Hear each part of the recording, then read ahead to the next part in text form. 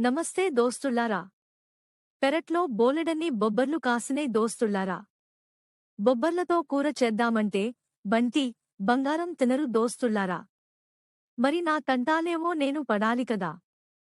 అందుకే బొబ్బర్లతో ఏం వంటకాలు చేయొచ్చా అని ఆలోచిస్తున్న దోస్తుల్లారా. బొబ్బర్లలో అనేక విటమిన్లు, ఖనిజాలు ఉంటాయి దోస్తుల్లారా.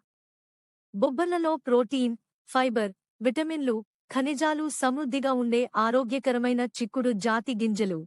ఇవి బరువు తగ్గడం, గుండె ఆరోగ్యం, కొలెస్ట్రాల్ నియంత్రణ, జీర్ణక్రియ మెరుగుదల, రక్తంలో చక్కెర స్థాయిలను నియంత్రించడంలో సహాయపడతాయి.